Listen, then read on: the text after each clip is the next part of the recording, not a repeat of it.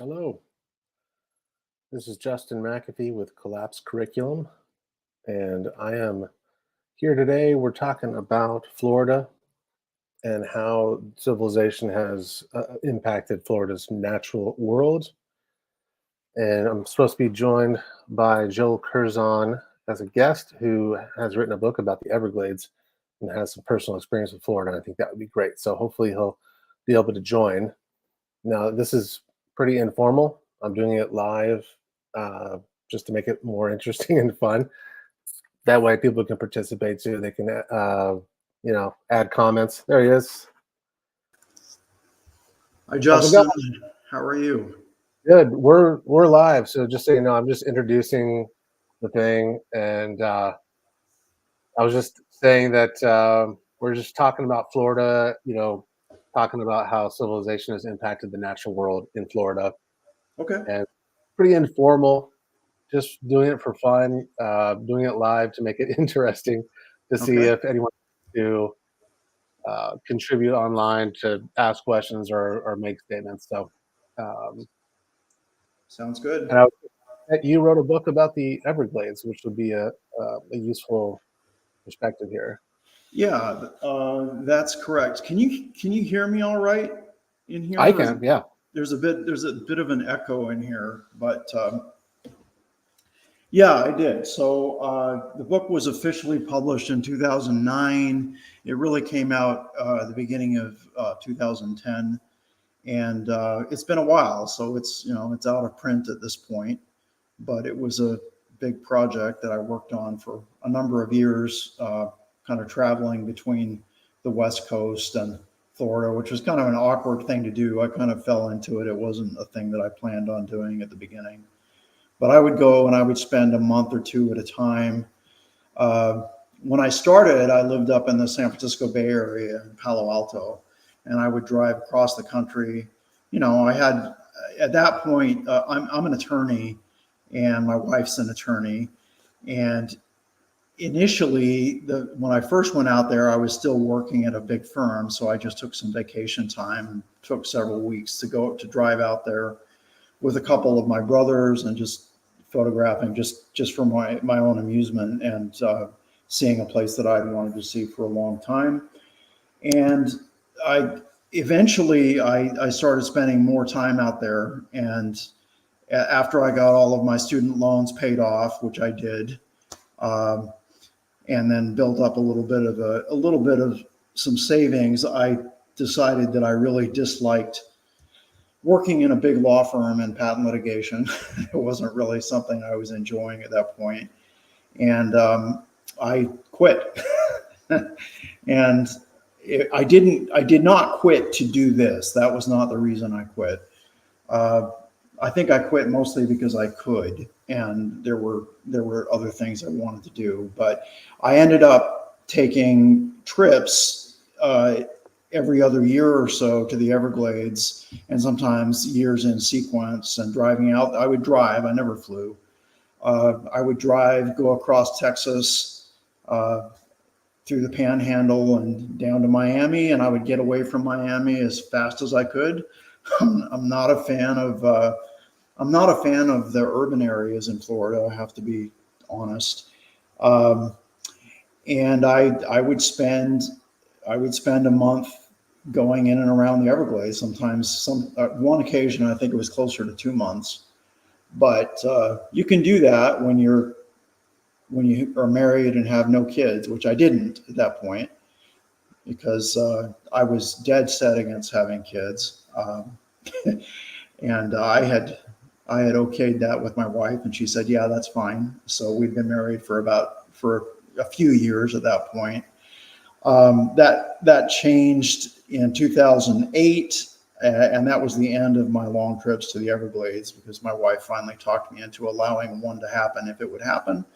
And so I have a daughter who I love dearly, and there will never be another. And so at that point, there were issues with just formatting the book. It was a big process dealing with all the graphics, because it was mostly it had text, but it's mostly photography, and so you have to get the colors right and everything. And so did that, published it, did a few events in Florida afterwards, a few speeches and talks and some meetings to try to promote the book. And that was that. That was a long time ago. So, but I still miss the Everglades at this point because I don't get out there very often. And one of the difficulties is that I live, even though I've moved since from Palo Alto down to San Diego, which I guess is a little closer because it's farther south. But it's a long way away. You're looking at about 3,000 miles, roughly, maybe a little less than that. But it's a long way. And given I don't have any fear of flying as such, but I hate flying. I hate the airlines. I hate being packed in a giant aluminum tube with a bunch of strangers coughing and sneezing. And I just don't do it unless I have to. And so consequently, I'm not inclined to just jump on a plane and head there. And anyway, if I go, I want to take my equipment and things like that. And it's just so, but I do need to get back there soon. I miss it. It's a pretty neat place. Most of my time was spent in the Everglades and Big Cypress, the Everglades area. So basically, if you're looking at your map, all the areas south of Lake Okeechobee, which is the big lake in the middle of Florida there, all of that historically was Everglades. If you look from the south shore of Okeechobee, it flowed south in a sheet across basically what was mostly grassland with spotted islands that they call hammocks, where you have hardwood hammocks, you have hardwoods that grow on it because they can't grow in the water. The rest of it is mostly like flooded or seasonally flooded prairie.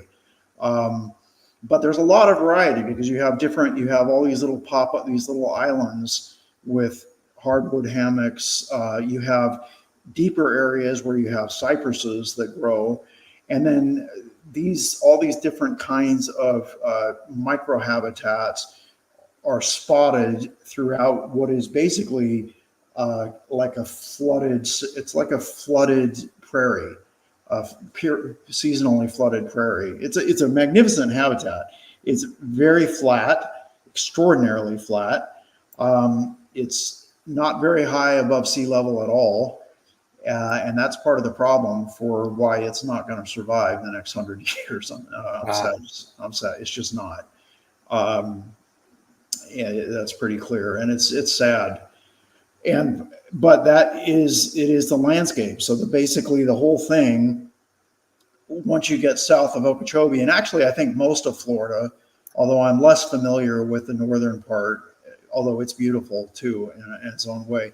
But you think of Florida geologically, what it's almost pancake flat, most of it.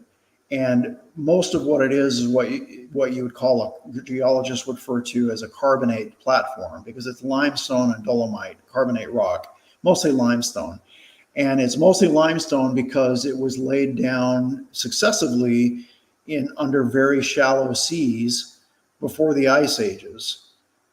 It was all underwater, and it was shallow tropical or subtropical environment, and that is an environment where you lay down limestone.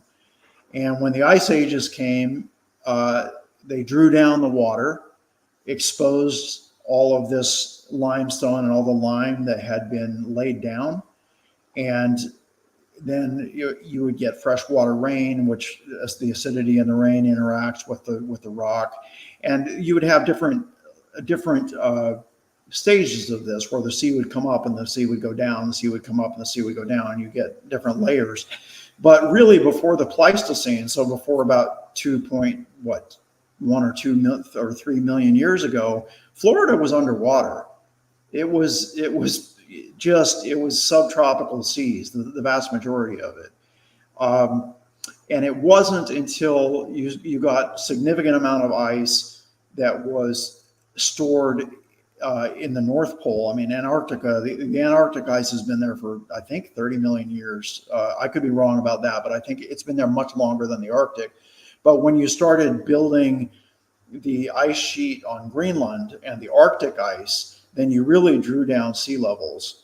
And that exposed Florida for the first time in a long, because if you go through Florida's fossil history, you get back before the Pleistocene, and it's just marine, shallow marine environment.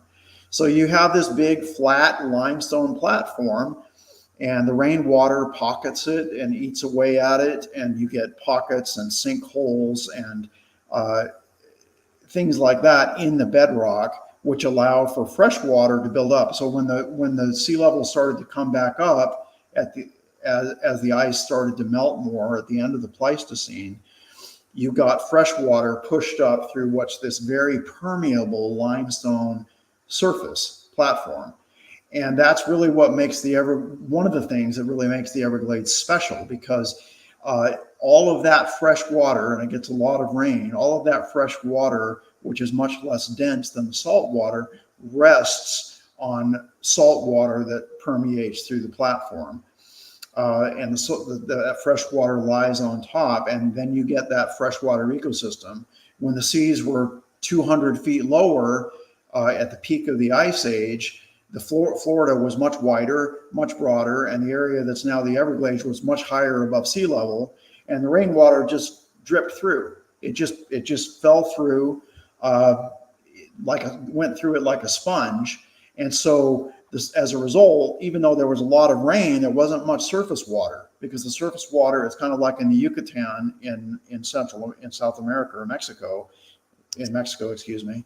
It's the same phenomenon, that because the limestone is so permeable, you get rain, it just drains down. All of that changed when the sea levels came up at the end of the Pleistocene, because then the sea levels, the salt water rose up, and the fresh water then would rest on top of it at the surface. And then you have this vast, very flat, gradually sloped area all the way from Lake Okeechobee to the south, where fresh water flows very, very gradually, mostly in sheet flow, not in a defined river channel. And that creates this vast ecosystem of very shallow, mostly shallow water, but pockets of deeper water where the limestone has been eaten away. You have sinkholes and things like that. In the Yucatan, they call them cenotes, the big ones. Here you have a similar phenomenon, but it's not as big. And because Florida is right at or above sea level, just barely, you don't have those deep cenotes, but you have a honeycombing of the limestone substrate all through South Florida. And that means that in the dry season, because there is a wet and a dry season, the wet season tends to be the summer months and into the fall. The dry season tends to be spring and winter especially. In the wet season, the water levels come up. Lake Okeechobee would just overflow, and you'd have water flowing through this area. In the dry season, that dries all down, and that's a challenge for aquatic species, fish, amphibians, other animals that just need water. So one of the things that allowed the biodiversity to evolve and thrive in the Everglades was that you had these pockets, these holes in the limestone where the water would stay, even though you're in the dry season, dry by Florida standards, and the water would come down. There would always be water in those places. They refer to these as refugia, where you could have fish and amphibians and aquatic invertebrates that need water to survive, and they would hide out there until the rains began again in May, June, or whenever they started again. And another thing that would happen is eventually you started building up a lot of organic substrate on top of the limestone, and alligators would build trails, and they'd build holes, and those are other refugia, other places where water resides during the dry season. So alligators are really important as apex, I don't want to say just predators, but they're a keystone species that is really important to maintaining refugia for aquatic species during the dry season. So Ooh. you end up with this magnificent, I want to refer to it almost as a flooded savanna, where you have, of course, you have lots of aquatic bird life, which everybody loves. You have a lot of species of reptiles, including, of course, the alligator, the American alligator, which is classic, but also the American crocodile, which is a little different. And you see it more in the mangrove and the coastal areas, but it's also dependent on the freshwater flows. So you have, it's the only place in the world, I believe, where you have both alligators and crocodiles naturally living. There is a very small species of Chinese alligator, which is close to extinct, as a lot of things in China are these days. But there are only two species of alligator. That's a genus. And the American alligator is by far the biggest and the best, as far as I'm concerned. And so this is the only place in the world where you have alligators and crocodiles, which are very different genuses, even though they're both crocodilians, living in the same habitat right next to each other, side by side, which is pretty neat. And you have bird life, and you have tremendous variety of plant life with influences from the north and influences from the south. A lot of tropical species that you only find in the Caribbean. And then you have a lot of other species. Of course, you have lizards, but you have a lot of snakes. And for anybody like me who really appreciates snakes, as I do, I love snakes. Snakes are great, and I've never understood people who are afraid of them, even though that seems to be the default position. But there are a lot of snakes in the Everglades, and a lot of different species, and I love them, and they're great. So that was a great draw for me, and I had a great time making the book. It was at the same time discouraging, because you see how bleak the environmental outlook is looking forward. That was true then, and it's even more true now, because every year it gets worse, it seems. But so that's basically my take on South Florida, and I was lucky enough to be able to spend the time that I did there. And right now, my daughter's in high school, and I am dad. So my job is to get her into college, into a good college. She wants to do physics at this point, and I hope she does. But she's only in ninth grade, so we'll see. But well, my daughter is 17, and she is studying anthropology at Southern Utah University. okay, She finished high school early, so she's doing her first year there, and we'll see what happens after that. But good so I'm for kind her. of an empty nester myself. Yeah, I think I'll be an empty nester at some point. We'll see. Yeah. But it feel, I mean, I'm not looking forward to that per se. But we'll just get through high school first, and we'll see what happens. But Now, let me ask you this: on this area here, we're looking at on the map right now on Google Earth. We're looking at Southern Florida. right, This is Miami is on the right side of the screen there, on right, the east side of Florida.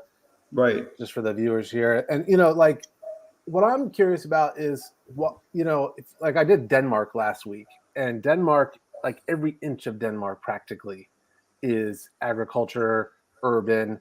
There's a little Right. bit of forest, but it's really like timberland, where it's like plantation timber that they cut down. There's some real forest there as well, but it's very small fraction of what the land area. But it looks like Florida actually has a decent amount, not a lot, but a decent It amount of area has, that's I mean, not I guess, developed. yeah, go ahead. And I was just, my question is like, is it because that area is just basically undevelopable? Kind of like with Nevada, like there would have been probably development if it would have been, prime Well, development land, it's a little, to some extent. I mean, it's kind of the opposite of Nevada, obviously, in an important sense. Right. The difficulty with a lot of the land in Florida is that a lot of it is swampy. It has, right. And so especially south of Okeechobee, and of course now they've drained a lot of that. People think of, you go to Everglades National Park. Everglades National Park is about a quarter of the actual original Everglades. That's it. they've destroyed the rest of it. They have big agricultural areas where they grow sugar south of Okeechobee, and they produce enormous amounts of pollution that cause all kinds of problems. So it is not in its natural state. The part that is in a semi-natural state is the national park and the Big Cypress area. So the reason those didn't get developed faster, and a lot of the Everglades has been developed, but it's because there was too much water. It was too swampy. A lot of mosquitoes. You know, Nevada's problem is the opposite. Nevada is one of the driest, is extraordinarily dry, and it's a lack of water that has, in my mind, spared much of Nevada from human development, although it's happening at an increasing pace there too. But the other thing to think about with respect to Florida is it's just big. Florida is a big state geographically. So you have a lot of people in Florida. And if you go to Florida and drive down the eastern seaboard, it's just human development as far as you can see. There's very little left on the eastern. It's mostly been just destroyed. The parts that have remained less developed are the lower, swampier parts like the Everglades. Now, there are places north of Okeechobee where there are a lot of pines and things of that nature. However, the original longleaf pine forest is mostly gone, mostly been destroyed a long time ago, and a lot of it is plantation pines. So a lot of it is monoculture tree farm stuff. So it looks pretty. It's not in a natural state. And then part of it is because the state is so green, because it rains so much, you can hide a lot of human trash. There's a lot of trash in Florida.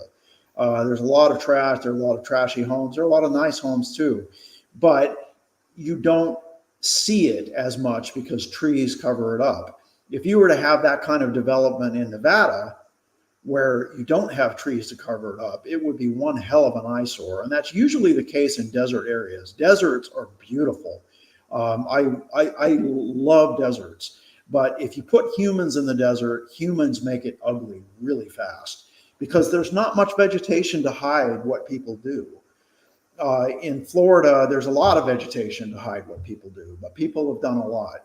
And it's very populated. It's very developed. What you're seeing there is what I'm talking about. You can see all these developments. You can see the grid of roads and houses and things like that. Now, these are big properties, but if you're in it, it doesn't feel like it because you have all these trees that are obscuring your view, which is nice because no one wants to see that, right? It's ugly as sin.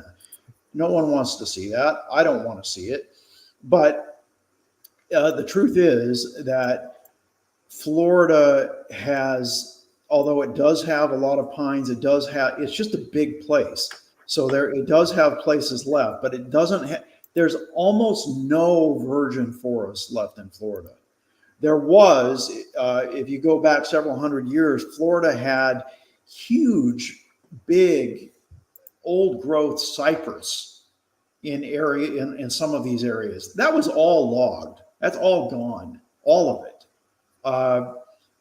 In the Big Cypress area, even that was basically mostly, there may be some pockets of exceptions, but I think around Corkscrew Swamp Sanctuary, there may be some small areas that were not cut, but 99% of all the old growth cypress was just cut and taken away and destroyed.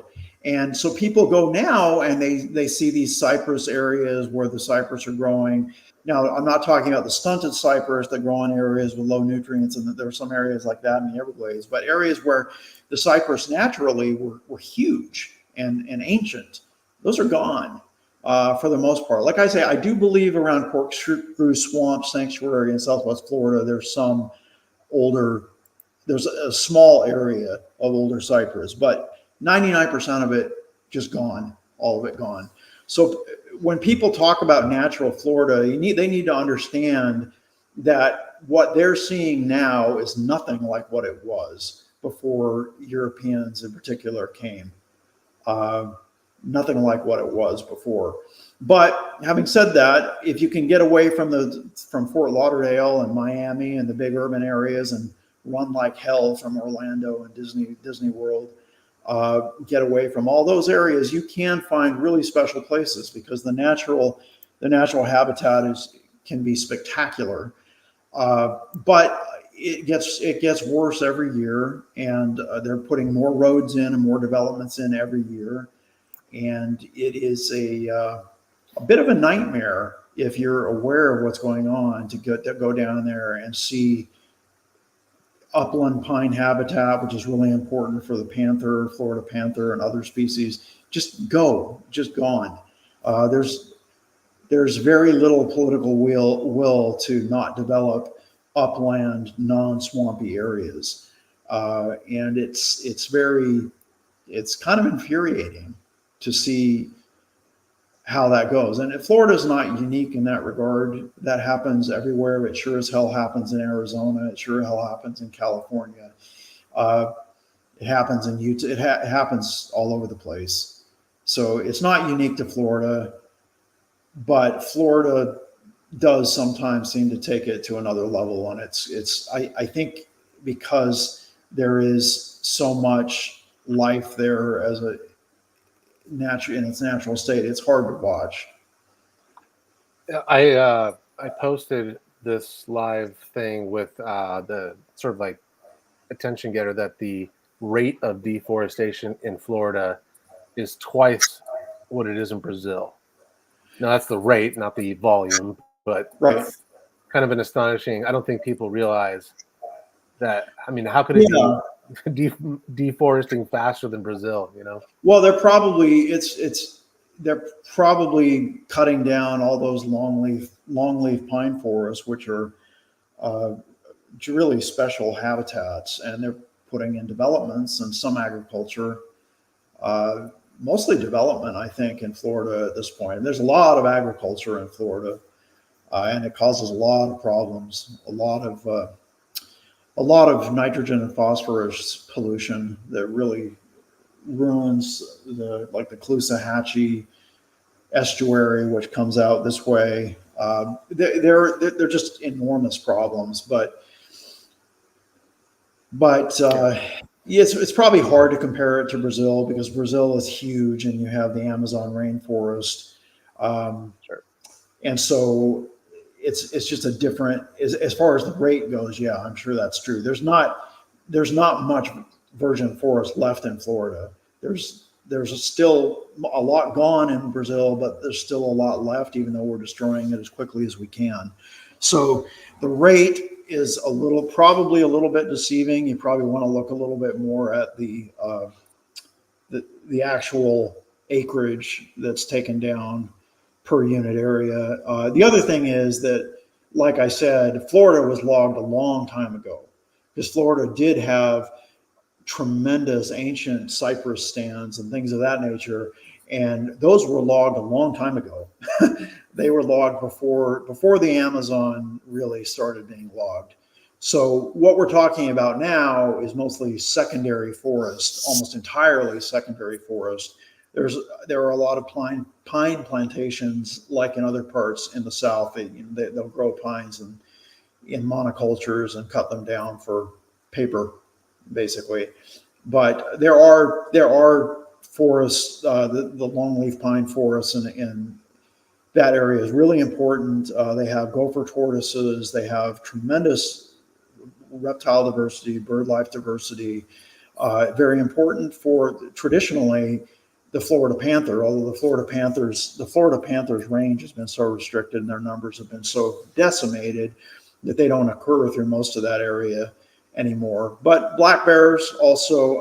You have gopher tortoises, which are really important for making burrows in those habitats, which other species use. You have eastern diamondback rattlesnakes, which are the largest species of rattlesnake on Earth, and they're magnificent, absolutely magnificent animals. And unfortunately, they're becoming more and more rare, not just because of the widespread habitat destruction, but just because people hate them. And kill them for no reason whatsoever. But they're a magnificent species if you're ever lucky enough to see one, and they're in rapid decline. They're not listed as an endangered species, but they are really in decline, and it's a real tragedy. So They were talking about the panther and some other species, and they get confined, like you're saying, to small areas. And it's like, well, yeah, they can live there. What's the problem? But part of the problem is if they can't travel, if there's no corridors for them, then they right, can't find mates that are viable. Like they wind up inbreeding, and that creates yeah, its own problem. And right. there's only like a handful, a few dozen panthers, maybe. It has grown because it has grown. They were inbreeding for the reasons that you said, and I believe it was in the 1990s to help alleviate the inbreeding problem. They brought some from Texas, some of a more closely related subspecies, but not the same. That was the only way they could do it because they were going to die out, and so they brought them down. And they have, I think the current number is 100 something.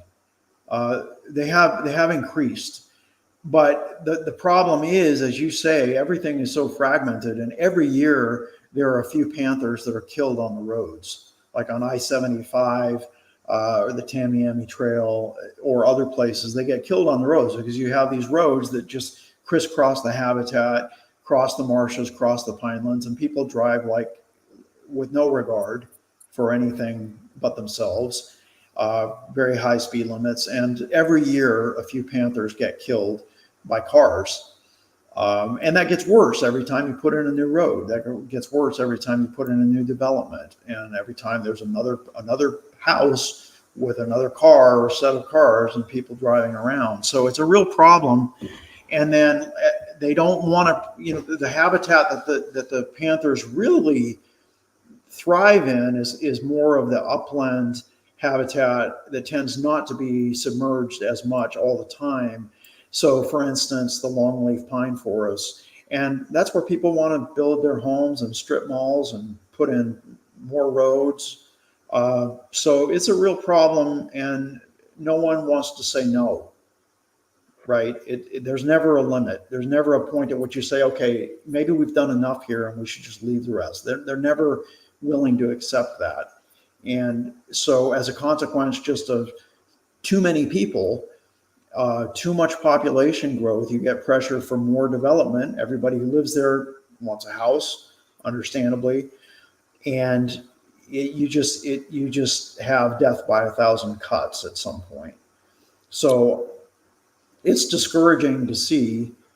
And it's not just with something like a panther. A panther really needs a lot of space. They need a lot of space, and they need connectivity. Smaller species don't need quite such a huge space as that, but they still need connectivity in order to avoid inbreeding and things like that. So if you think about something like an eastern diamondback rattlesnake or something like that, they have a really hard time surviving, not just because most people are idiots and will kill them on sight, but also because Florida is crisscrossed by roads and people going 50 to 80 miles an hour.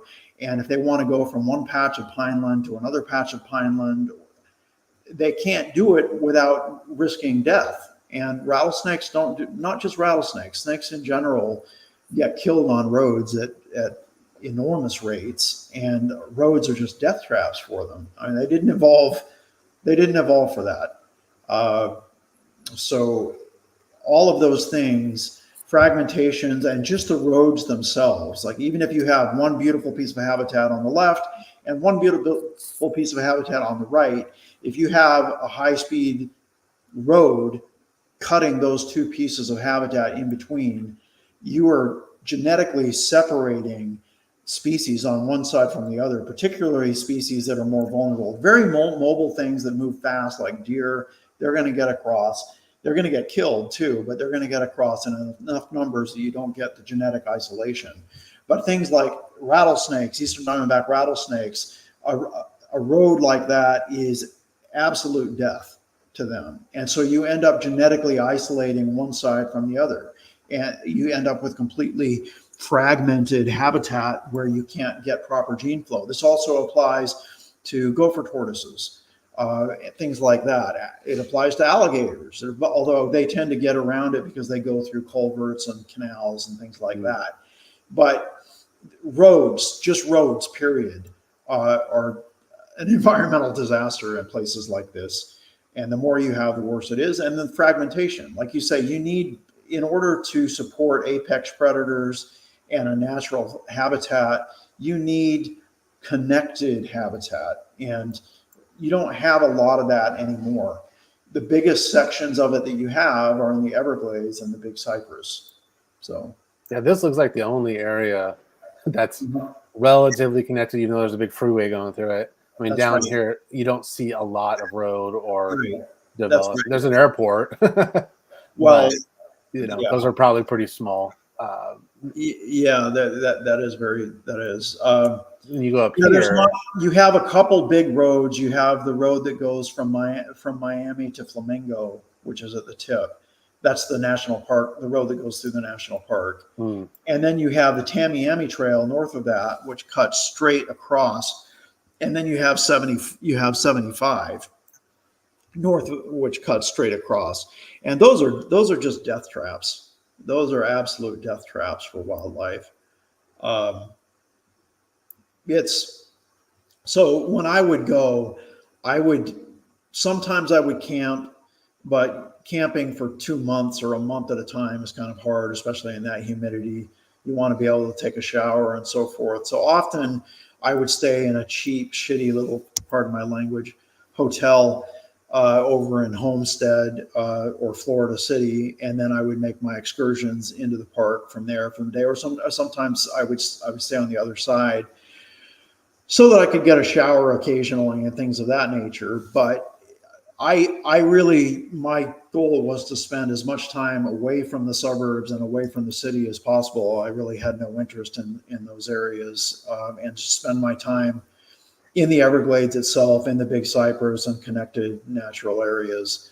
But like you say, that's one of the only places, it's really the only place in the state, the only really large area in the state where you have contiguous habitat. You have patches throughout the state, but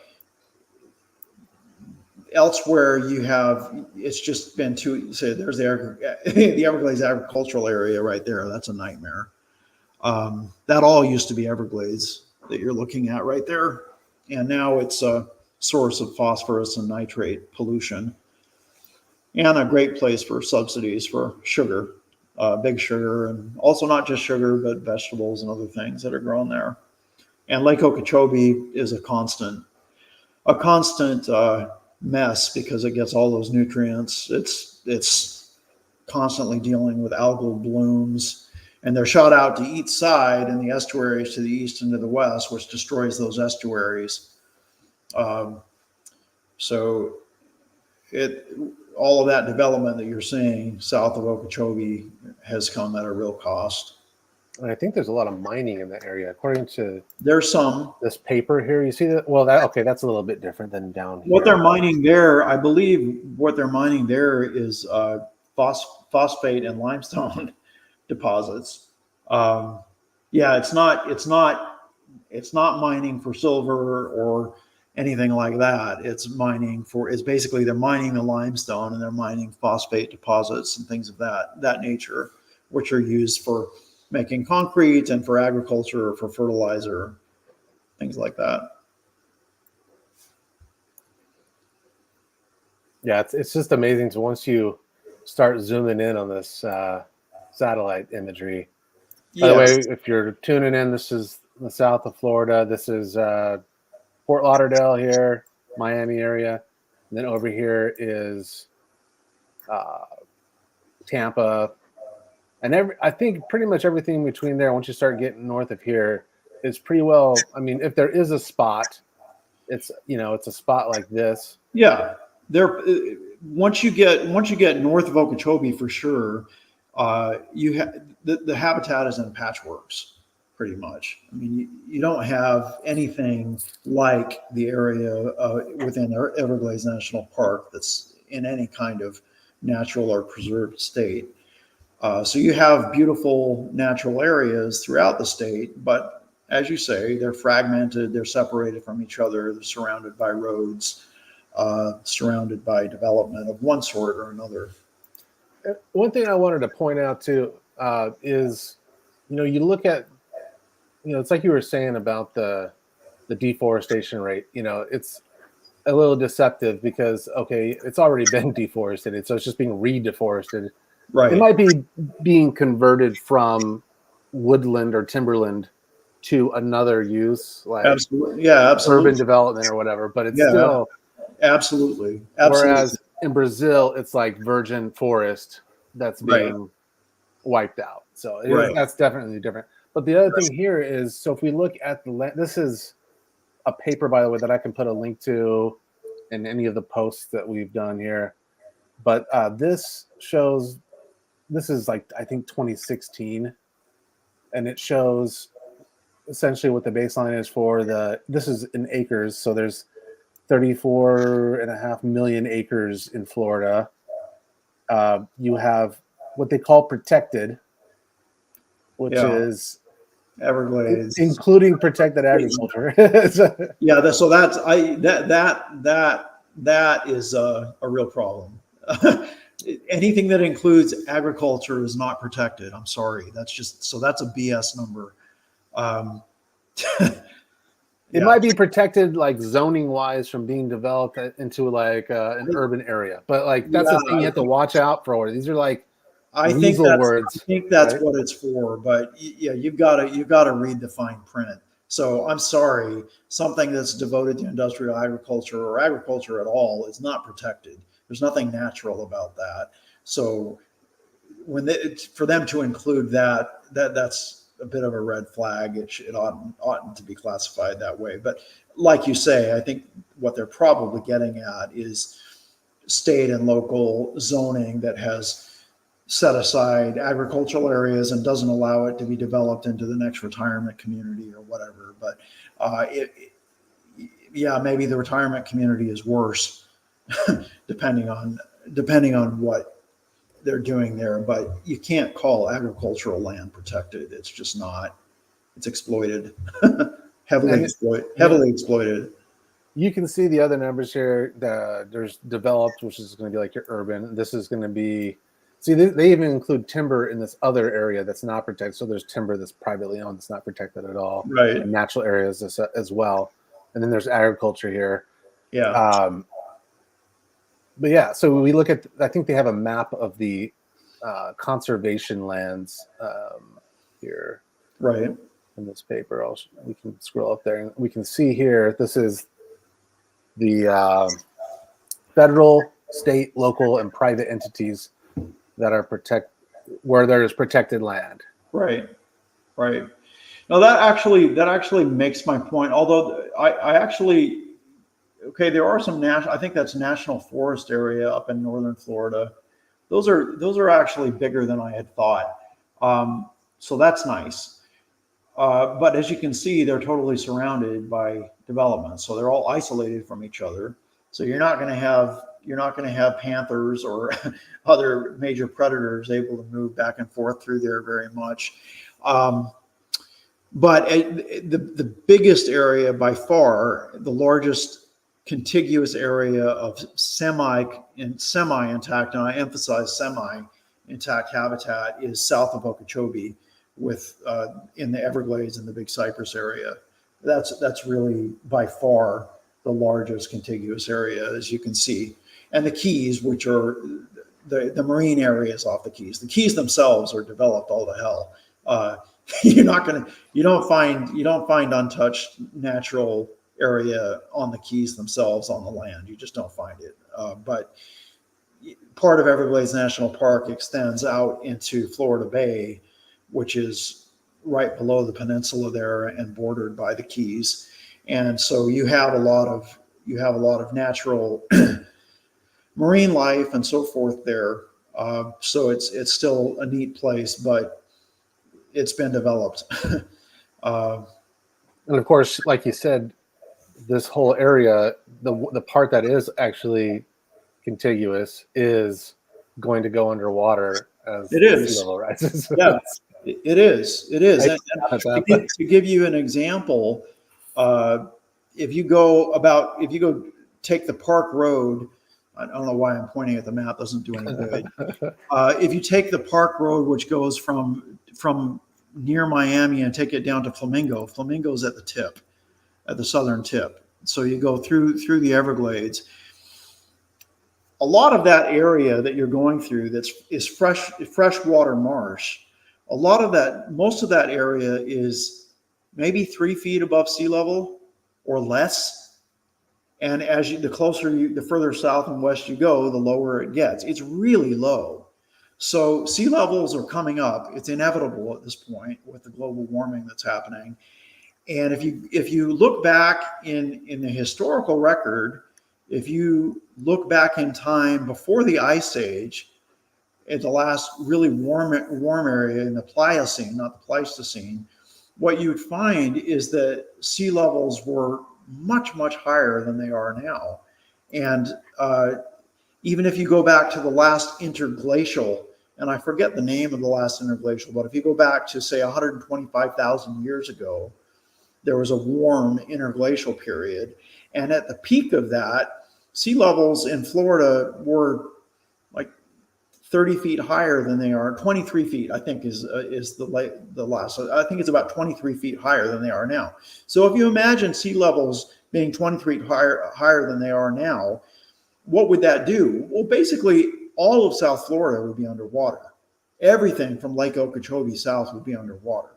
All of it, with maybe just a very tiny exception around Immokalee. It might be slightly above sea level, but for the most part, all of South Florida would be underwater. You don't have to go anywhere near that to get all of the Everglades underwater, because so much of the Everglades is already 5 feet above sea level or less. You know, there are large swaths of the Everglades that are a foot above sea level, 2 feet above sea level. So I hate to say it, but it's doomed. You know, that part is doomed. It is one of the most clearly climate sensitive areas for that reason. And the problem is, if there weren't human development in the way, what you would have is, as the seas encroached, the freshwater habitat would move north and the species would move north with it. But where are they going to go now? There's development everywhere. You know, there's a little path north of Okeechobee with the Kissimmee River that flows into Okeechobee that could become the next Everglades. But the problem is that it's hemmed in on all sides by human development. Where are all those people going to go when the seas come up? Where are all the species going to go when the seas come up? So unfortunately, there's no place for the habitat really to effectively move because we've hemmed it in on all sides with concrete and agricultural areas and trash and all of that stuff, all of that trash that's now in Miami and Fort Lauderdale and Florida City, all of that plastic and all of those gas stations and everything. It's all gonna end up underwater at some point. So this map right here is showing what would 1 meter, the blue is 1 meter of sea level rise. The light green is existing conservation, quote unquote, and managed areas. The red is future development. So this is by what they predict by like 2060. And I'm guessing that that's conservative, but yeah, what is 1 meter? I guess what my question would be, do you happen to know what Florida would face in terms of sea level rise over the next century? I'm not. I have an idea. I tend to think that the estimates are too conservative. I I think we'll have a meter by the end of the century. I think we might have a lot more than that. But you know, there are different people who do the models. I think if you listen to James Hansen, who is one of the more pessimistic but also more far-sighted climate modelers, I think I think the outline is maybe more for something like 6 feet, a couple of meters, at least within 100 years. I don't know about by 2100 per se, but I think it absolutely could happen with the way that warming is accelerating. I think we could actually, and if you look back at that map that you were looking at, it may be hard to tell because of the scale, but that wipes out most of Everglades National Park. That That's what I was. that 1 meter sea level rise, that wipes out most of the park. So, because the Everglades National Park is just, yeah, it's kind of down, it's down to the south there. Basically all that blue right there, All right? that blue. So most of So Everglades, that's basically all of this. yeah, yeah, and some really special places. Uh, that's most of it. Now, the historic Everglades, which went all the way to Okeechobee, that's a different story. Most of that's still left, but a lot of that has been developed, and it's blocked up, and it's crisscrossed by highways. Uh, and the far northern part of it is just pure industrial agriculture. So, the Everglades aren't going to really have room. The Everglades as a habitat isn't going to have room to maneuver when the seas come up like that. And it's pretty discouraging. One of the things that's discouraging about it, we spend a lot of money on restoring natural freshwater flows to the Everglades, which is important. The problem is that with what all the other things that we're doing, I don't see how the Everglades survives. Certainly within 200 years, the Everglades is gone. It's gone.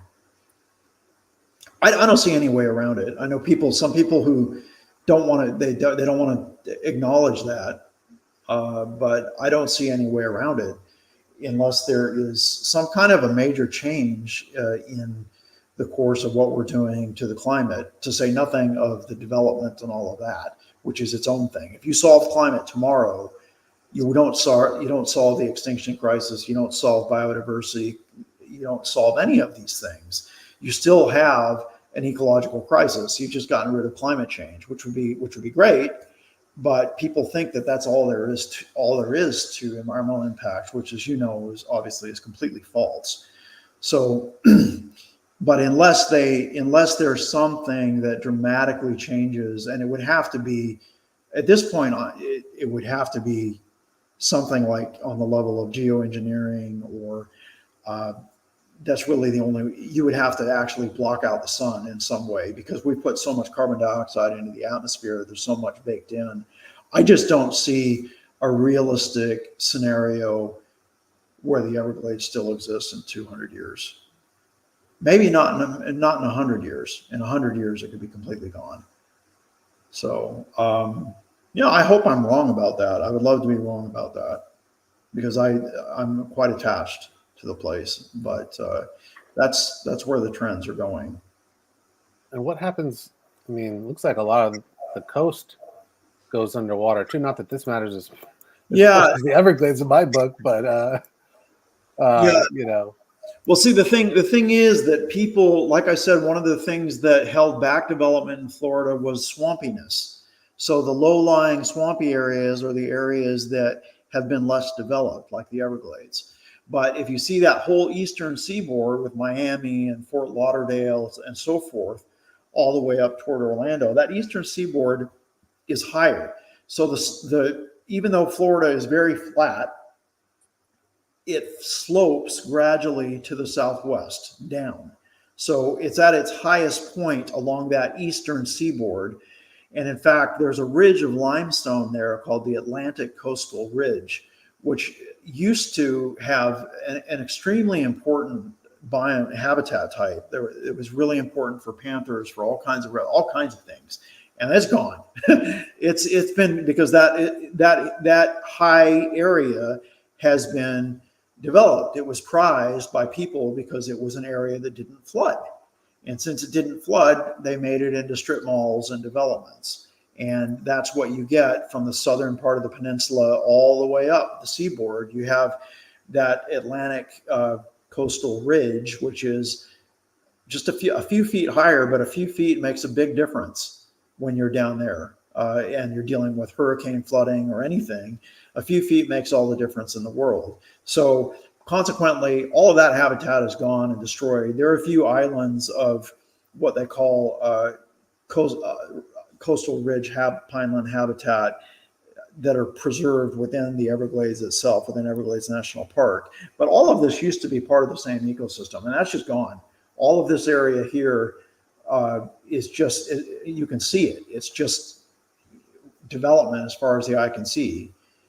So consequently, as the seas come up, those areas like Miami and the areas inland from it, they're going to be, they will go underwater. They will, but they're not going to go underwater first. The Everglades and the low-lying areas are going to go underwater first, and that's depicted in the map. And then the upper areas, they'll be preserved for a while. But Miami is doomed. This is 35 years from now, by the way. It says 2060. I believe it. Yeah. Yeah. That's well, I mean, this is really, so if this is by 2060 and it's showing a full meter of sea rise by that time, that's devastating for the Everglades. That's just, like I say, so much of it's just gone at that point. So this is as of 2016, and we've seen sort of an acceleration recently. I don't know if that'll continue, but like we're already past 1.5. Right. Celsius, it kind of seems like it will continue. It seems like it's been pretty remarkable how the temperatures have gone up in the last couple of years. So yeah, maybe this is excessively optimistic. I don't know. Yeah. But either way, like you said, it is devastating. And, I think just overall, the reason I'm doing this, I thought it would be fun because people don't realize, like people tell me on Twitter, that's how we know each other, is on Twitter, by the way. Right. Never met in person, so it's fun to be able to do this. But people on Twitter tell me all the time, I drive across the country. I've flown across the country, and it looks like there's all kinds of natural space out there. Well, they have no clue. So they have no clue. I think that's most people. I mean, honestly, the people I talk to. know it is, and most people have no clue. They don't know what they're looking at. Like if they look down and they see green, and it's green grass, does that make them feel good? Or if it's second, third, fourth growth small trees, they think people just don't understand how important connectivity is and how impoverished the land is. And people think, oh, there's space. Like you need more than space to support a human being, much less other species, which ought to have as much right as we do to inhabit the planet, but apparently don't. I've heard people say, well, you go across Nevada and you see all these open areas, there's plenty of room for people. And it just makes me want to pull my hair out, because they don't understand how many acres around the world each person takes. Like a person in Manhattan, they think, oh, I don't take up much space. I just live in this little apartment up on the east side, and I don't take up much space at all. What they don't understand is that they do take up much space, because they don't understand where all their stuff comes from. They don't understand how many acres around the world are dominated by agriculture or industry, or accept their garbage and their waste. They don't understand. None of that goes into their mind. They just see, well, I live here in my little small apartment, and I have and that's all the space I take up. That's not true. Everybody has a footprint, and that footprint is what matters. And the footprint for a human being, even a poor human being, is pretty big. It's pretty big. People just don't understand it. You fly across the country and you look down and you see green areas, or you see areas without housing. What they really ought to do, in my opinion, is compare, because humans have been, this has been revised lately, but humans have been in North America for apparently 20,000 years or so at this point. What they ought to do is look at what level of human population was sustained by hunter-gathering during that time, and what's the level of population now. You need to have a little bit of a deep time perspective, because everything now is so distorted. People think that what we're doing is sustainable because it seems in their short lifetime that they've been able to sustain it. What they don't understand is we're using up 500 million years of fossil fuels, fossilized carbon, and we're using that within the course of 200 or 300 years. And their minds can't fit those numbers together. They're not good with numbers. They don't really understand what that means. But what that means is the current human population and the current food output, which is at least half of that, is just growing from oil and natural gas, because that's where we get synthetic fertilizers.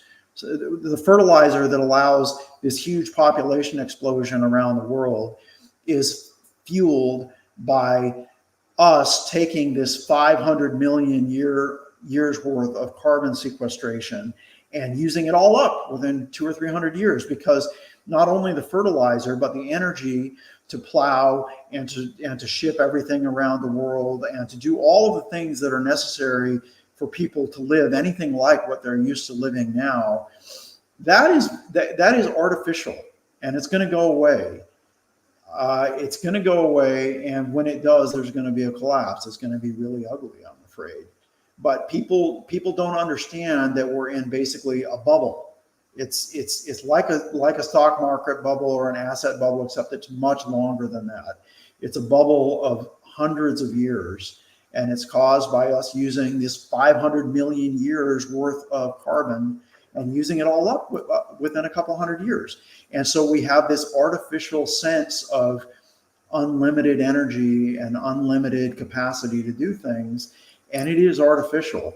We think we're exempt from the rules that would apply to other species that are having population explosions, but the exemption is temporary and it's going to run out. And because we're pumping our numbers up so high, when it runs out, it's going to be really, really ugly. It's very discouraging for me. You probably feel the same way to some extent.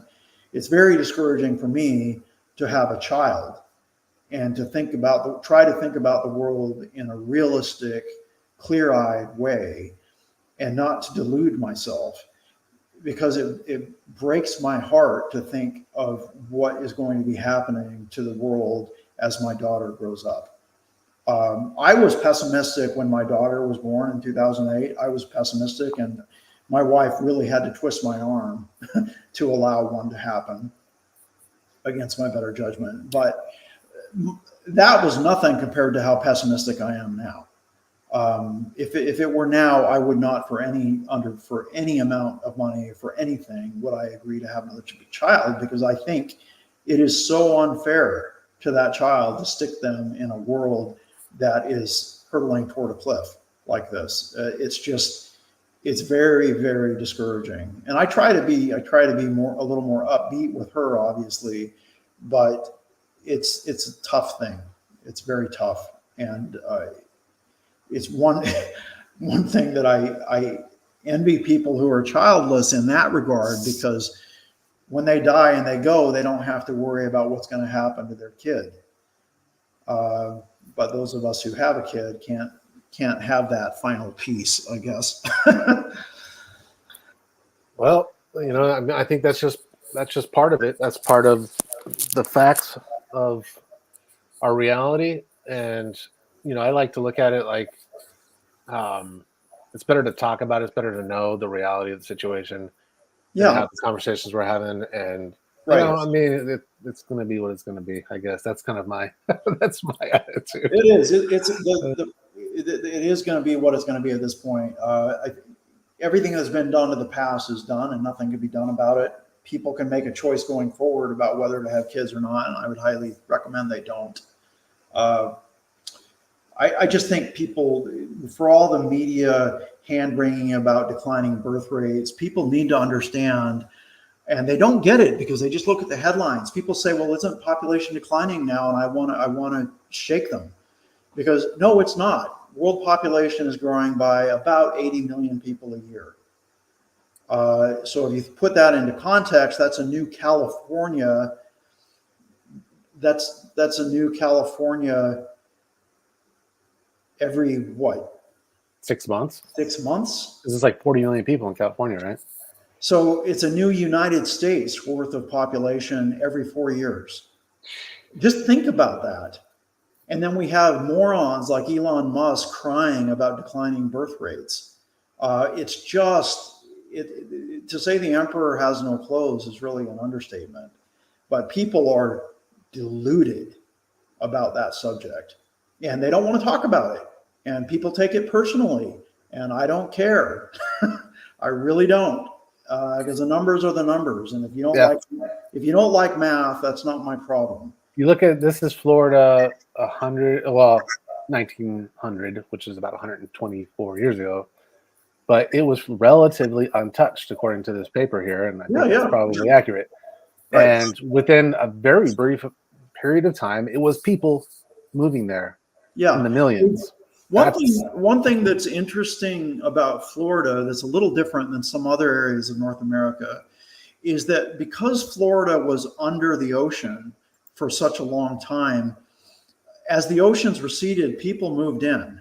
Not Europeans, but Native Americans moved into those areas. So the Everglades itself, the species that are in the Everglades are very old. They're millions of years old. The Everglades itself, in the place where it is not millions of years old, because it didn't come to be until sea levels rose high enough to bring the fresh water to the surface. So there have been people in Florida for the entire history of the Everglades since the Pleistocene. There have been people there, but they were indigenous hunter-gatherers. And the thing that people, and I am not, and you know this because we've had some conversations about this online, but I am not somebody who romanticizes indigenous people and pretends that they lived in harmony with the environment and did no harm. That is not true, because the indigenous people, so-called, of North America, who actually came in from Asia, they wiped out the mastodons, they wiped out the mammoths, they wiped out giant ground sloths, they wiped out a lot of species. They wiped out, North America was more like Africa with huge megafauna, and climate didn't do that, because the climate's gone back and forth a dozen times over the Pleistocene. That's not what wiped them out. What wiped them out was people. People wiped them out. So the indigenous people sent those species to extinction and changed the environment in North America dramatically. Having said that, because they were hunter-gatherers, their population levels couldn't ever reach the levels that they reach in advanced agricultural societies. And so if you were to put up a graph of the population of North America, Florida per se, but not just Florida, but North America, if you look at the population of North America over the last, say, 10,000 years, it's pretty flat. The population wasn't growing and growing and growing, and that's because the human population was constrained by disease. It was constrained by food availability. It was constrained by all of these natural factors that were still acting on them, that they hadn't figured out how to temporarily escape yet. So when Europeans came and brought advanced agriculture and technology, we have temporarily figured out how to eliminate a lot of those constraints on population. And so the population has exploded. But if you go back to the time, for instance, of the framers, I think the entire population, certainly the population, you have to be careful because you have to count the population of Europeans who were considered American citizens or residents, and then the Native Americans. I think that the European population, the population of non-Native Americans around the time of independence, was not much more than 3 million people. And what are we at now? We're at 330 something million people. And people say, oh, well, people aren't having enough babies, which is bullshit. But the other thing is that you have to acknowledge immigration is pushing the population up. The last decade, the United States added almost 24 million people between the last two censuses. Is that not enough for you? California, the biggest, most populated state in the country, is less than 40 million people. So is it not enough for the United States to add 24 million people in a decade? People just don't think about it. They don't understand. They complain about the traffic. They complain about the crowds. You go to the national parks and there are crowds as far as the eye can see. Guess why? Because there are too many people. And the only people who are really benefiting are the land speculators, the developers. Those are the people who are really developing from the population growth. But in the end, population growth, in the end, there's only so much land. There are only so many resources. The planet is finite. So there's less to go around, the more people there are eventually.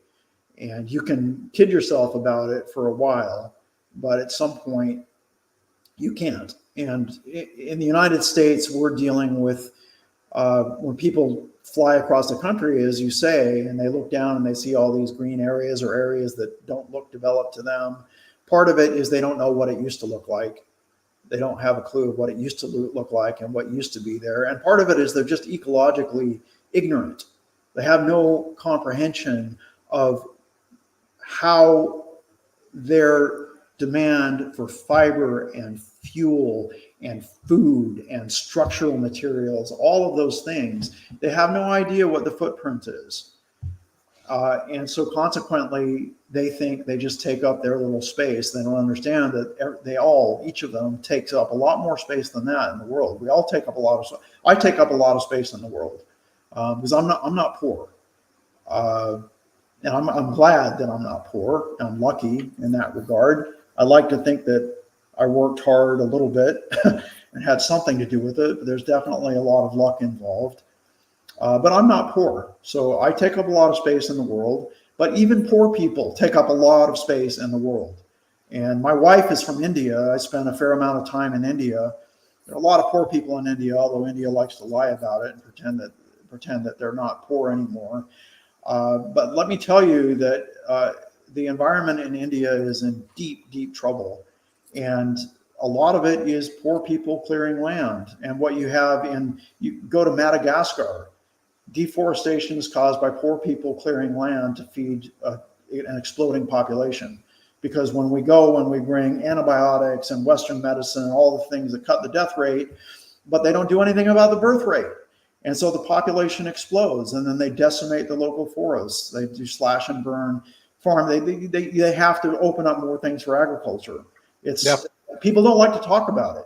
People don't like to talk about it, but that is the fact. And you cannot actually, it is absolutely true that wealthy have a disproportionate impact. That's especially true in terms of carbon. But there's a lot more that impacts the world without carbon. Carbon. Another thing that comes to mind real quick is that you have, I think of the Zapatistas, for example, in Chiapas, Mexico, that they were not allowed to own land at one point, but they were, living off of land. And then, either the state comes in, foreign corporations, whoever, they come in and they take the land because they have money. They can pay the government officials. So the palm farm comes in and they take this area for ranching and stuff like that. And so then the indigenous people, like the Zapatistas, they move further into the jungle. Right. Yeah, and then they, of course, have to, harm that area to grow food. Right. So it's all interconnected for sure. But yeah, that's right. But that's the reality. I mean, that's really, you have more people because our technology supports more people. You need more resources. Right. I don't know about land footprint, but I had tweeted at one point that, like our water footprint, 2,000 gallons of water per day is the average American water footprint.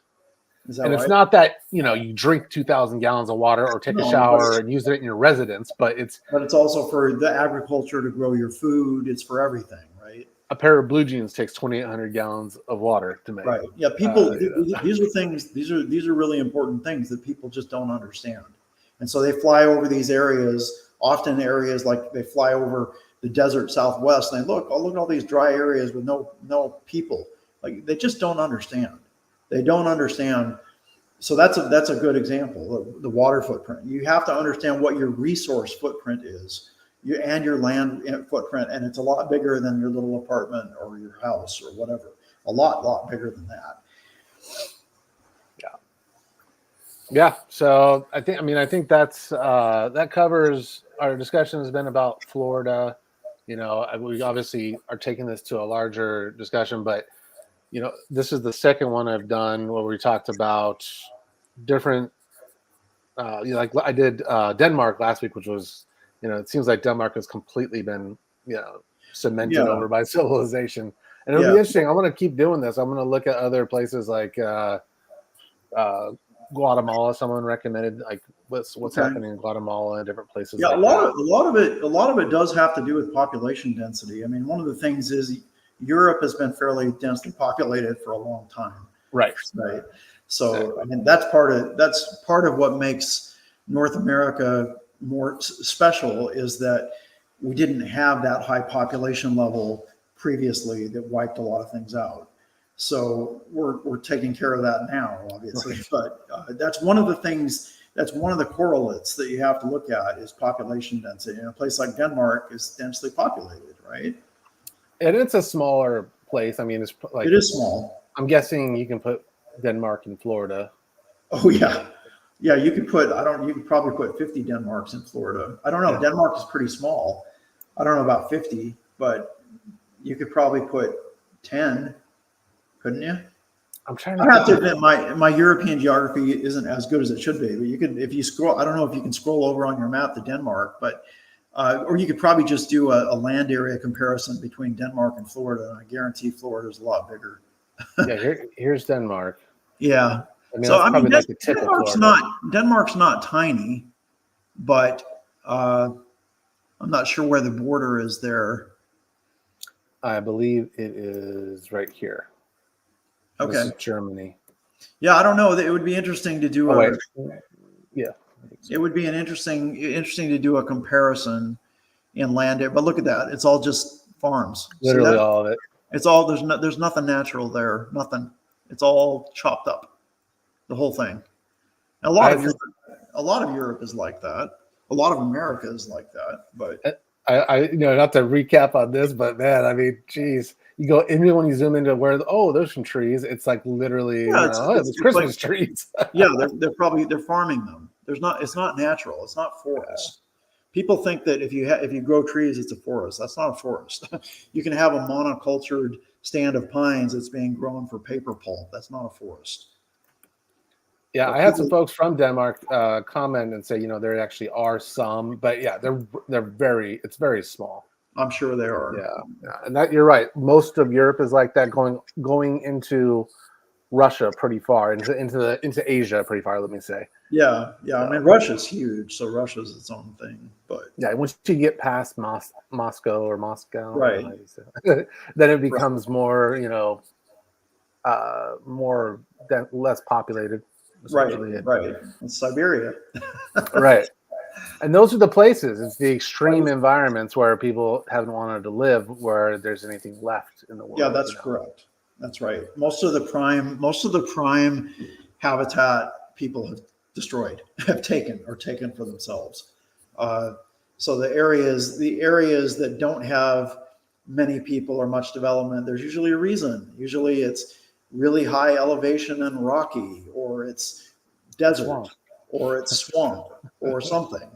And we're finding new reasons to take those things out too. But yeah, resources, they have oil, they have whatever. Or they want to, you want to take natural areas in the desert and bulldoze them and pave them with solar panels. And people who live in cities think that they don't understand that that's a very biodiverse habitat. They look and they don't see green, and because that's all they understand is grass and parks in the cities, they don't understand what they're doing. They don't understand that they're taking a biodiverse habitat and destroying it and turning it into an industrial energy production for a big utility company. So that's very frustrating. I know you and I share some thoughts about that, but it's It is what it is. You have to, but it would be nice to see if we could bend the curve down a little bit. So, I mean, that brings up a good point. Florida is 34 million acres total. Okay. Uh, I don't know that it's going to be all of Nevada or all of this area that we're talking about. In Nevada alone, there is 9 million acres that the Bureau of Land Management has essentially said you can propose building solar Yeah, I know. here. I know. And I think it's more like it's almost the size of Florida, 30 million or more acres in the West, where that's the case as well. California, Yeah, Arizona. I don't know what the acreage is, but it's enormous. I mean, it does really irritate me. Some of these urban self-styled enviros who they don't give a damn about habitat. They don't give a damn about endangered species, and they think that you can just grow forever. They think if we just sacrifice all the deserts, which again to them they think deserts are wastelands, which of course they aren't. But if we sacrifice and destroy all this desert habitat for solar panels that are going to last 20 or 30 years, and they're going to have to be trashed and replaced. And I'm not saying I'm not against solar. I'm all for solar. But there are places where solar can go. It can go on rooftops. It can go on warehouses. It can go on roads, over roads. It can go over canals. We have so much area that we've already appropriated for human use, and that's where the solar should go. It should not be going onto public lands, pristine habitat. We shouldn't be bulldozing habitat and covering them with solar panels. That's exactly the wrong thing, but that's what we're doing. And the reason we're doing that is because it's more profitable. That's why we're doing it. It's more profitable to do it that way than it is it's more profitable for big companies specifically than it is to say promote rooftop solar and deal with just more distributed power distribution. But the other thing is people have to acknowledge that at some point there's a limit, and then enough is enough. At some point you have to acknowledge that you're on a finite planet. You shouldn't expect human population to be able to grow forever, nor should you want it to. And you certainly shouldn't expect GDP to grow forever, nor should you want it to, because people don't understand. They think GDP is its own thing.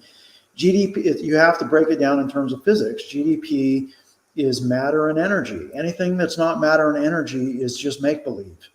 So what you do when you grow GDP is you increase your demand for matter and energy from the environment. And people say, oh, well, solar is free. No, actually, if you destroy a habitat and appropriate the solar energy that was there before, you're destroying habitat. It's not free. And if you, for instance, some places they're destroying rainforests and putting in these kinds of solar arrays. And what do you think you're doing there? It's not free. There's a trade-off. You're taking solar energy that was being used by a rainforest, and now you're turning it into electricity for people with which they can go and produce plastic or whatever it is they do. But the point is, there's nothing free. There is no free lunch. That's a basic instinct that I think that one should get if one is exposed to physics. There is no free lunch. Conservation of matter and conservation of energy are not negotiable. Entropy is not negotiable. And you can fool yourself for a while by hiding your waste somewhere else. You can fool yourself by ignoring the cost of your activities to other species or habitats. But there's no free lunch. And people need to stop pretending that there is. And there's a lot of that in the Green New Deal mentality, a lot of magical thinking, which needs to be gotten rid of at some point. Yeah, because the solar panels aren't going to stop this from happening. No. In fact, it's going to power this to happen, right? That's right. Or be the cause of it. I mean, there are areas, like you said, there are vast areas that were relatively pristine areas in the Mojave or Sonoran Desert that have just been destroyed and turned into wastelands covered with solar panels. And, people in Manhattan, Matt Iglesias types, I guess he's in Boston, I don't know. Those types, they just completely don't care. They don't care because they grew up with rats and pigeons and sidewalks and it's good enough for them. Maybe. I mean, but I shouldn't psychologize them, but there is a certain urban type that is just seemingly disconnected and unconcerned about that kind of thing. Like, you know, I had a person tell me the other day that they thought we would develop fusion or cold fusion, as they say. And, Yes. Ha. and like, okay, I am super doubtful that that's feasible, but let's say It's not. I mean, it's just physics. No, that's not coming anytime soon. It's the biggest. It's the biggest boondoggle. We could do another show on that if you wanted. But yeah, fusion is a real thing. But fusion as a practical source of industrial power might not ever happen. It might never happen. It might happen in 50 years, but it might never happen. People really don't understand what they're talking about. Well, and let's just pretend for a second that it happened tomorrow. All right, and we had unlimited energy. Yeah. Or like we discovered the dilithium crystal, and we have, you know, whatever, unlimited source of energy. Let's just pretend for a second. What would we do with it? Well, yeah, precisely. So, okay, we don't have any climate change anymore, but what are we going to do with all that energy? We're going to destroy the planet. That's what we're going to do. That's because we always want more. So if we have unlimited energy, that's what we'll do. That is something that people don't seem to understand. That we use energy. We don't just destroy the environment to get energy. We use energy to destroy the environment.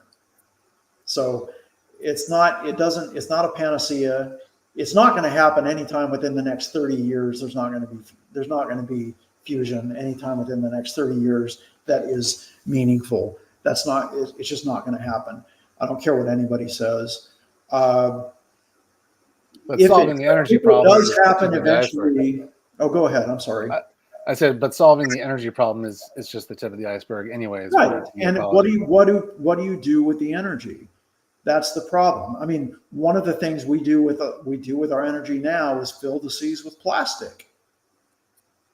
You know, so I guess if we have free fusion energy, which is again a complete pipe dream, I get angry when I read the headlines because they're so delusional.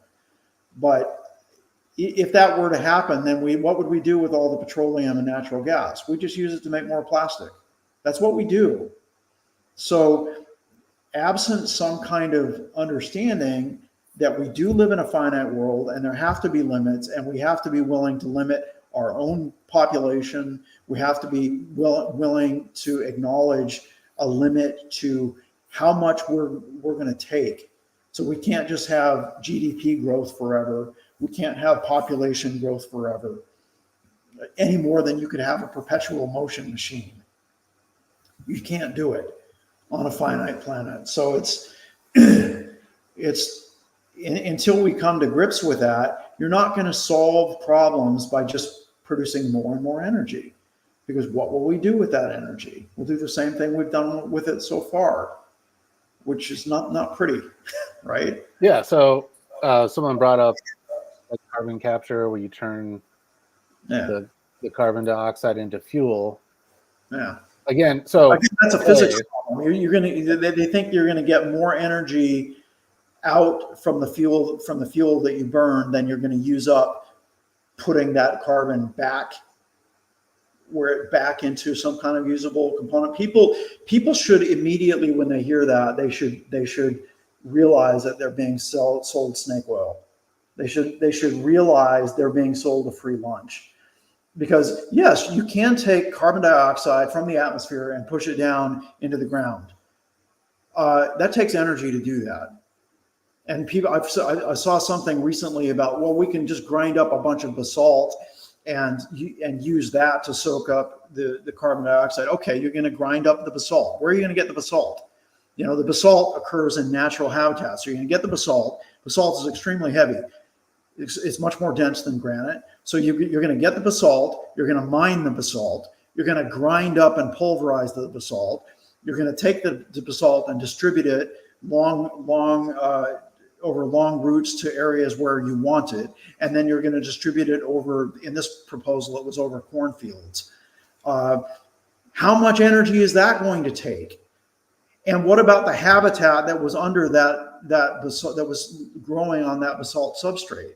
What about, because people just think, oh, we're just going to take these rocks and grind them up.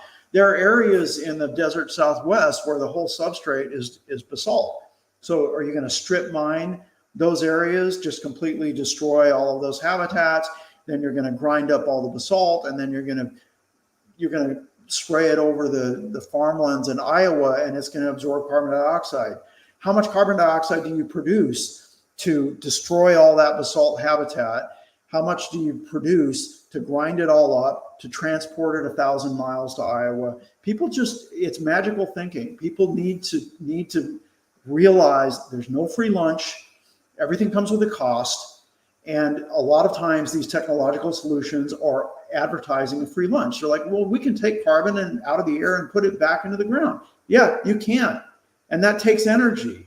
There is no free lunch. You're not going to burn the coal and then unburn the coal and make a new coal deposit and come out ahead. That's not going to happen. And people need to have a bit of physical intuition about that, because that's the kind of thing that people talk about all the time. They just talk about putting the carbon back or carbon sequestration. You're kind of talking, there are ways where you can do that, but what you have to understand is it's going to take energy and it's going to take resources. Like I said, you can't take a piece of coal, burn it to get the energy out, and then take that carbon dioxide out of the atmosphere and stick it back into a piece of coal. Unless you're using a ton of energy, which is much more than you'd ever get out of the coal in the first place to do it. That's physics, and people don't like physics because they don't understand numbers. They also don't like limits, but that's just the way it is. And this is most of this is magical thinking. Most of it is delusion. Some of it, I think, is deliberate. I think some of it is deliberate obfuscation by people who know better. Some of it is people just who they want hope. And so they latch on to every supposed bit of hope they can get, even though most of it is false hope. So what do you think about, on that topic, right? So we could be we're destroying the planet as far as I'm concerned. Yeah. And if you want to be technical, the biosphere is what we're destroying. And sometimes people say, oh, the planet will be here no matter what we do. And that's right. The planet will be here. It'll just be a trash planet covered with plastic and with very few species left. So if you want to be really specific, we're destroying the biosphere. That's what we're destroying. Well, and we've identified energy as a big part of the problem because it's fueling the destruction, it's fueling the population and all those things. But what is the alternative? Because, people do say, like, okay, yeah, let's say we have fusion or whatever. That would be great. We can sustain what we're doing. But what happens if we don't use energy anymore? Like, is that the alternative? Is to reduce our energy consumption? And then what happens to the human population? Are we committing them to a certain death or something like this? I think we're in a bad spot because, as far as I'm concerned, we're deep into what we would call ecological overshoot. We're way beyond 8 billion people and growing by 80 million people a year, which is where we're at, is way beyond anything that the Earth can sustainably support while allowing any kind of room for other species and any kind of livable Earth. It's not sustainable. And again, people say, well, we've sustained this kind of growth for 200 years. So why that? But they don't understand that you can't extrapolate that forever. They don't understand that it's a bubble. So I'm afraid there's not really a nice solution. But before there's any solution, people have to admit the problem. And we're not even to the point where most people, I would say 90% of people, are not in a state where they're even willing to admit that there's a problem. And so it seems to me almost premature to talk about solutions. There are people working on it, working on models of degrowth, which is what you have to have. We have to have degrowth. We have to use fewer resources per person. We have to produce fewer people. We have to stop. We can't. I get nothing infuriates me more than to see a family with 6 kids, and that's coming from me. I grew up as the oldest of 8, but my family, they were religious and they were crazy. That's what they thought God wanted, and that's not acceptable environmentally. It's nonsense. But we have to come to terms with limits. At some point, I guess my feeling is the number one thing we have to do is get enough of the population to recognize the issue so that we can deal with it. Because before that, we can't even deal with it. Most people won't even talk about it. In most environmental groups, the Sierra Club used to talk about it back before they completely sold out. But now places like the Sierra Club, even the Wilderness Society, places like that, they won't touch population with a 10-foot pole. They will not touch it.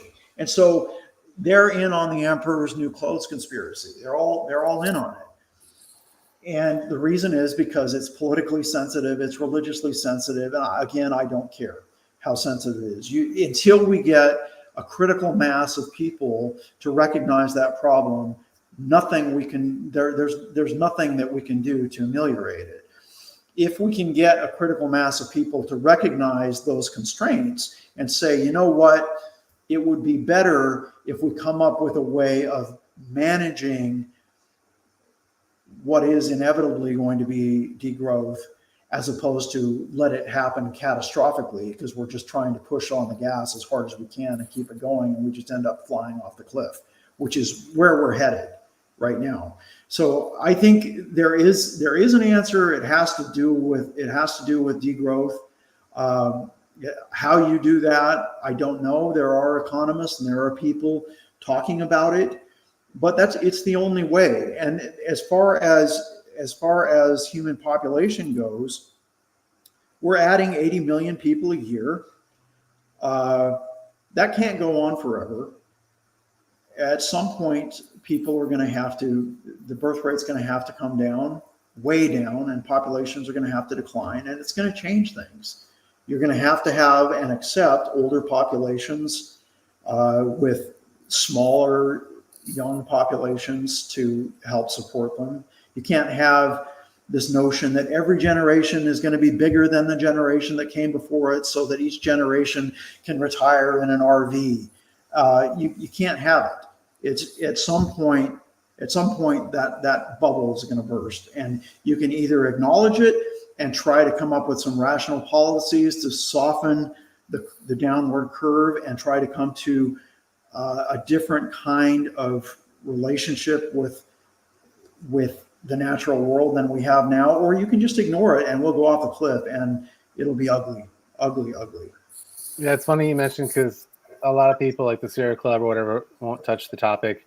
But then, I know there's a lot of people who think that Bill Gates and people at Davos have unleashed the vaccine for the pandemic to eliminate the population problem. That hasn't worked out very well. I mean, I think COVID has killed 30 million people or something like that worldwide, but we've added 80 million people every year over and above that. So I don't know. I think maybe one of the years we were down to maybe 75 million or 70 million added net population growth. But it's just delusional. These anti-vax people, they'll believe they'll believe the most insane things. I just get that. I get that from, it's funny because I get it from both. That tells you something, I think. Although it's funny when you talk to people who are more on the right side of things, they will say, no, the left wants to get rid of the population. But no one on the left talks about that. So it's like both people. In fact, if you go into a left space and talk about population, they'll call you a fascist. Guaranteed they will. Yeah. So it used to be the case, back in the 70s and so forth in the environmental movement, it used to be the case that people would be honest about population. That's gone. No big environmental group that I know of is honest about population. Martin Luther King. And they haven't been for 20 years. They stopped because they just felt it was too sensitive, and because they get money from corporate sponsors, and their corporate sponsors don't want it, right? The corporate sponsors don't want it because the corporate the corporations skim the top. They use arbitrary, they skim the wealth off that results from population growth. Population growth increases the flux, and the bigger the flux, the more the corporations can skim off, the more Musk and other people like him can skim off. So they benefit from it over the course of a lifetime or so. And so they don't want to talk about it. And then the religious people never wanted to talk about it. You know, when I don't know about you, but when I was growing up in the 1970s and 80s, I was in high school in the late 80s. At that point, I grew up in very, very conservative, religious Utah, right? Mormonville. And my father taught religion at BYU when I was young and everything. So I was very deep in it. And there was nothing worse there than a secular humanist, according to them. And the people they would say that the left wanted to, like you say, the left wanted to talk about overpopulation, but there is no overpopulation because God said, multiply and replenish the earth. And he wouldn't have said that if it would ever get full, which doesn't make a lot of sense. You could look around and say, well, we've multiplied enough. You know, of course, God didn't say anything like that. And now that I'm an atheist, it's utterly clear that that's the issue. But if you wanted to believe that kind of thing, if you wanted to believe in Genesis, you could sensibly say, well, that's what God said 6,000 years ago, which is absurd because, of course, humans have been here for 300,000 years, not 6,000 years. But if you want to be an idiot and believe that the earth is 6,000 years old or believe that human culture is 6,000 years old, then you're free to be an idiot. And you can say, well, God said that, but he said it 6,000 years ago. Does he still mean it when we've got 8 billion people? Have you asked him? Has he told you? Because it seems pretty full to me. But so on the right, you have religion is a problem. On the left, you have the social justice types who everything they see through anthropocentric terms. All they care about is humans. They don't care about anything else. And so if you talk about overpopulation, they'll say, well, right now the birth rate tends to be higher among brown populations, whatever that means, right? And so you must be racist because you're talking about it. So they don't want to talk about it because they think it's offensive. Never mind the fact that I'm just as offended by a Mormon family walking down the street with 8 kids as I am of a Mormon blonde family. Some Mormons are not blonde or not white, but the vast majority are. I'm just as offended by that as I am by somebody who has a better tan walking down the street with 8 kids. You know, I don't care about the skin color. We're dealing with physics here, physics and ecology and numbers.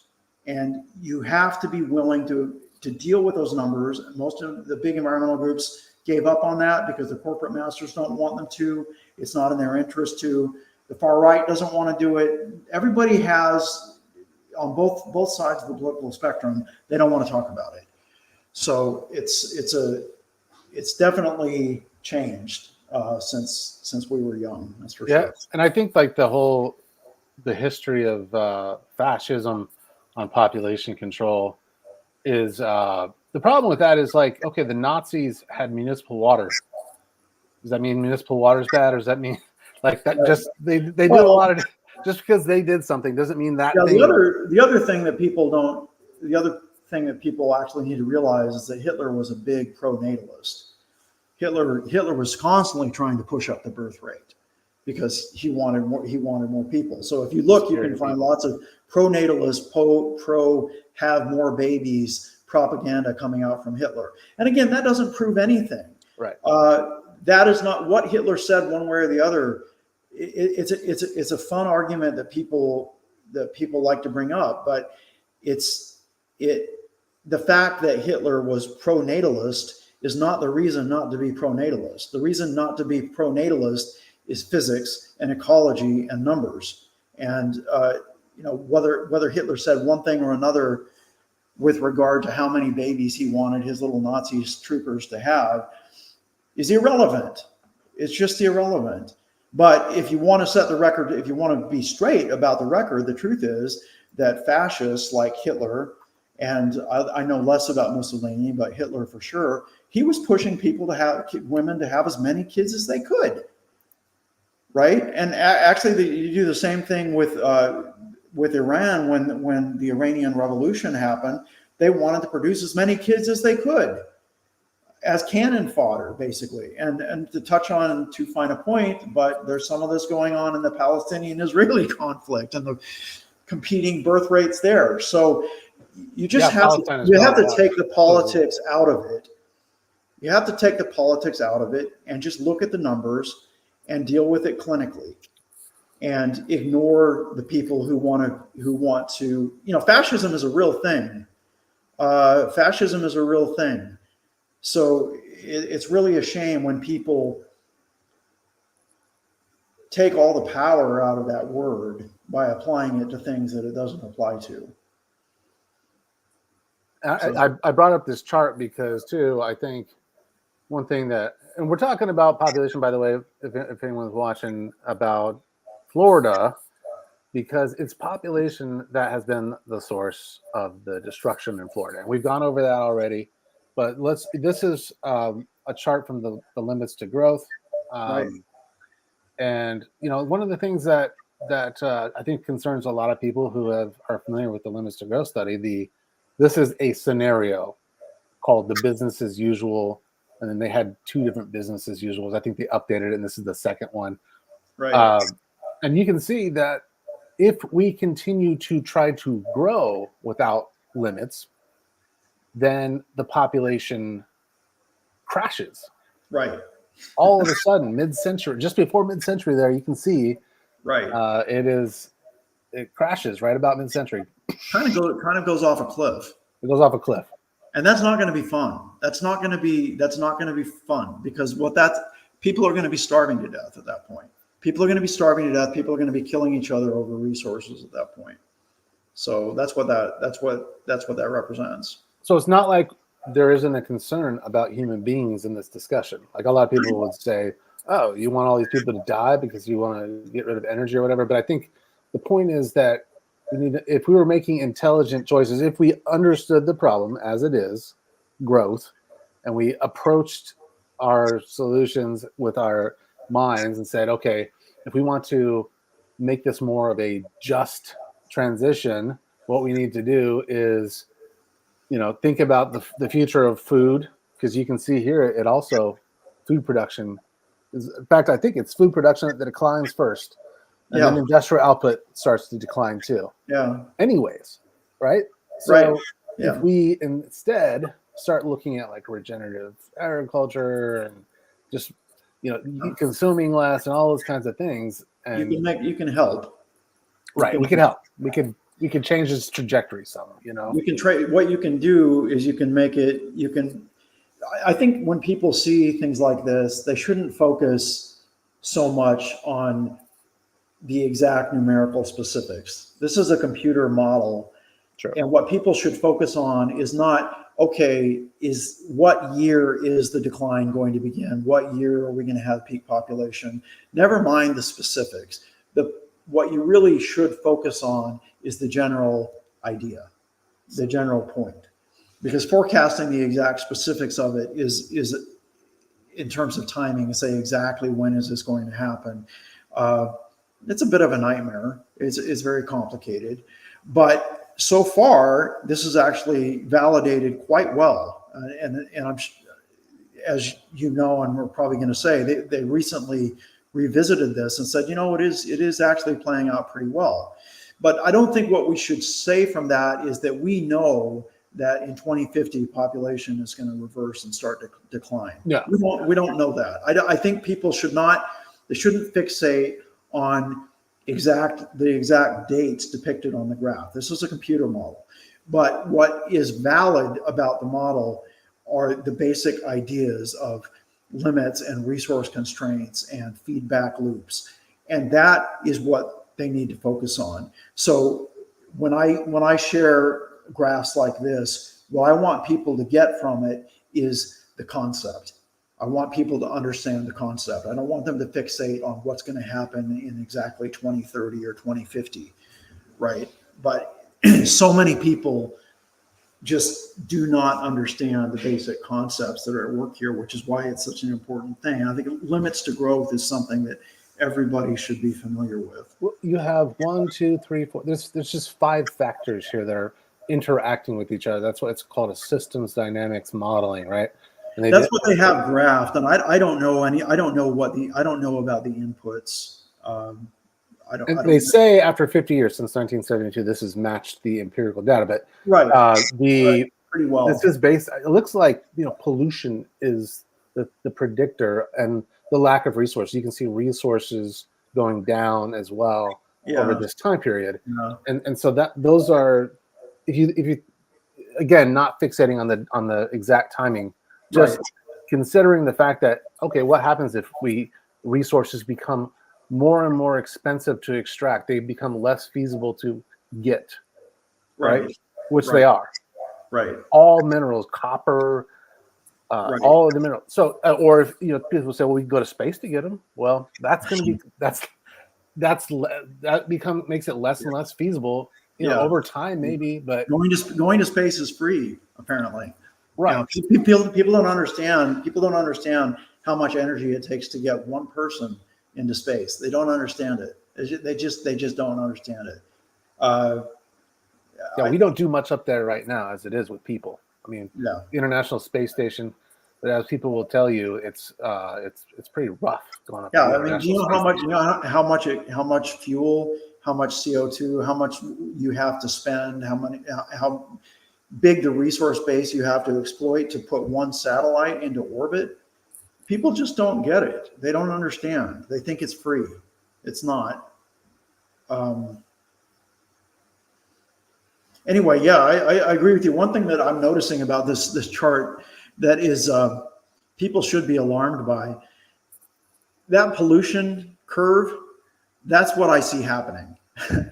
And you want to see that pollution is, as far as I'm concerned, that's not just stuff that goes into the air. It's not just toxicity. It's also plastic, right?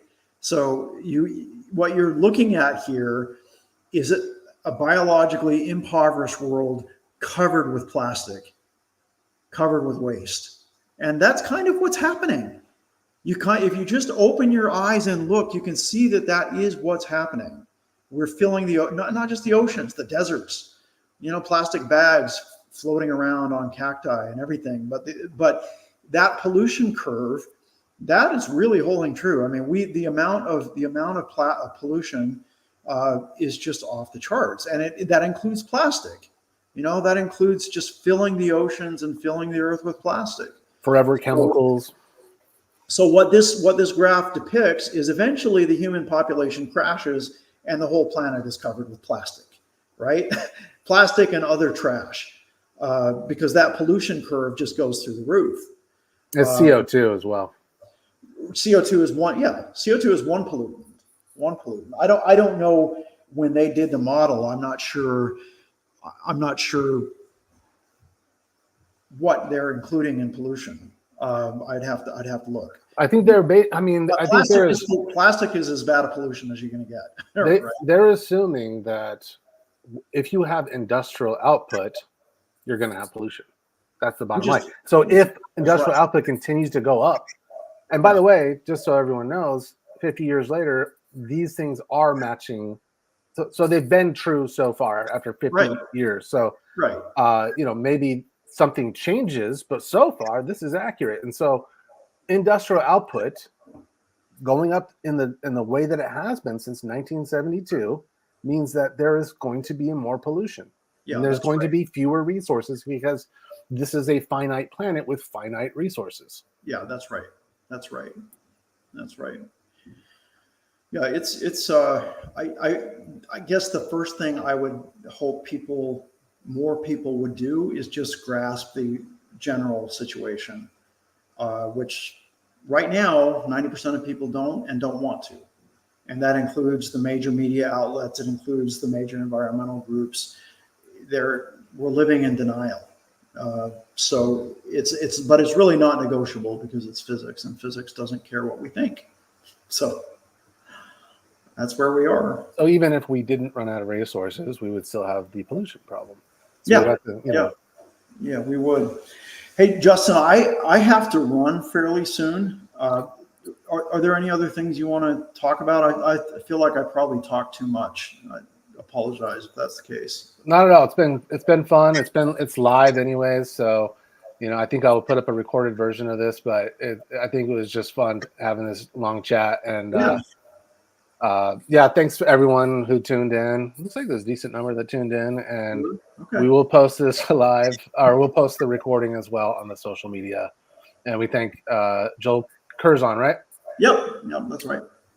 Who is the author of Everglades, right? Yeah. Yeah. I mean, like I say, this book is this is it right here. It's out of print. I think you can get it used on Amazon if you want to, but it's been a few years. He spent a lot of time there in the Everglades doing photography, and if you go back and watch the rest of it, you didn't see at the beginning. He shares a lot of great information about the Everglades, and we talked about what's going to happen to it. Unfortunately, Florida does not look like it has a great future because of sea level rise, but you can also see it's also just been developed to hell. So Yeah. I think that concludes the broadcast. And again, we appreciate you, Joel, for coming on. Thanks, Nice Justin. to meet you. Nice to meet you in face to face. Likewise. All right. Okay. Take care. Take care. We'll see you next time. Sounds good.